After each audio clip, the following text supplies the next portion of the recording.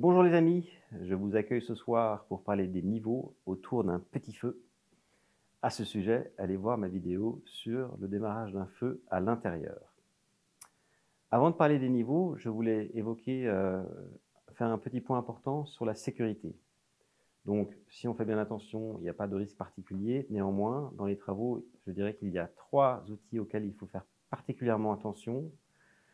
Le premier, c'est la meuleuse. La meuleuse, avec la rotation du disque, rentre dans une espèce de centrifugation qui requiert que l'on tienne très fermement l'outil. Pour cela, toutes mes vidéos qui traitent de la meuleuse sont en niveau 5. Deuxième outil dangereux et souvent très largement sous-estimé, c'est l'échelle. Donc les échelles, je le rappellerai dans la vidéo sur les échelles, doivent être impérativement parfaitement stables. Et par ailleurs, il est recommandé de faire très attention lorsqu'on se rend en haut d'une échelle. Les conséquences d'une chute d'échelle peuvent être extrêmement graves, donc s'il vous plaît, rappelez-vous bien du risque que présentent les échelles. Ensuite, il y a un petit dernier, c'est la scie, donc essentiellement les scies électriques. La plupart d'entre vous utiliseront simplement une scie sauteuse. Ce n'est pas un outil qui est dangereux en soi, mais il faut d'une part bien veiller à ce que la lame soit bien clipsée dans la machine, et d'autre part qu'on fasse bien attention. Alors maintenant, si on parle des niveaux, donc le premier niveau le plus simple, c'est le niveau 1. C'est souvent des introductions à des outils ou bien des manipulations qui sont simples. Donc quelques exemples très simples, c'est évidemment la trousse à outils de base.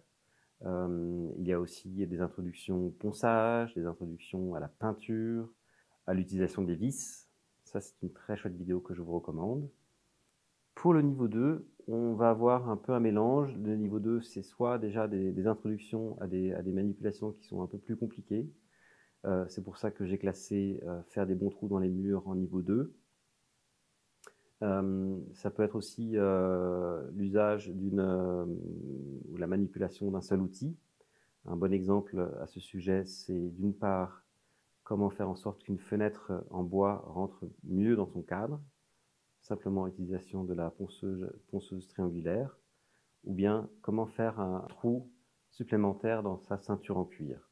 Et aussi, en introduction à un outil, c'est la scie sauteuse. J'ai quand même préféré le mettre en niveau 2 parce qu'il faut faire un peu plus attention. Le niveau 3 est le niveau qu'on trouvera le plus couramment. C'est le recours à l'usage de 2 outils principaux.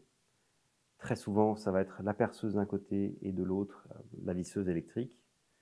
Ou bien la perceuse et une échelle.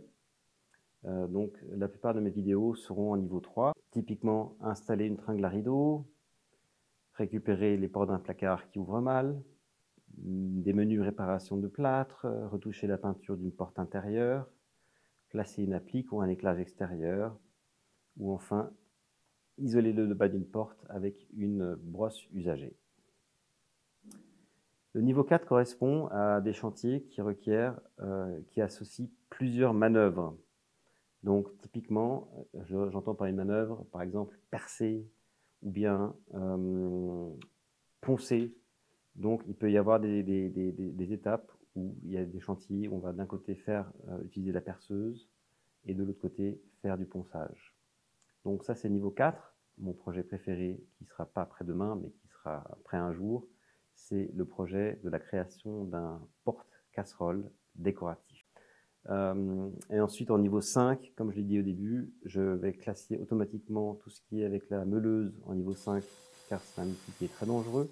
En gros, c'est des opérations qui requièrent la manipulation de plusieurs outils différents et qui, par ailleurs, aussi présentent un certain risque. Je ferai des vidéos sur la pose de circuits d'éclairage, de circuits électriques. Donc là, c'est déjà un peu plus compliqué.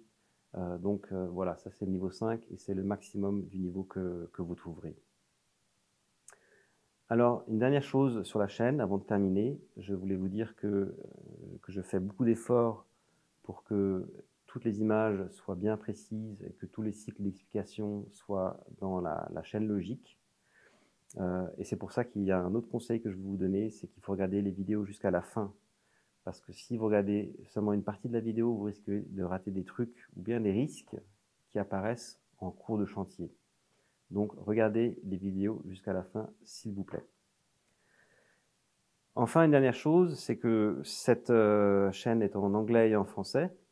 Donc je peux vous dire que ça peut vous être très utile si vous allez à l'étranger, en particulier dans un pays anglophone, car j'ai fait tout un travail sur le vocabulaire qui, chez moi, est très imparfait du côté anglais. Donc ça, c'est un truc qui est vraiment très utile. Et pour terminer, sachez que je mets aussi beaucoup d'efforts pour que ces capsules aient un peu de poésie, mais surtout qu'elles traduisent à 100% l'émotion que l'on a en faisant des travaux. Donc je vous dis à bientôt, à vous de choisir votre vidéo avec le niveau qui vous correspond.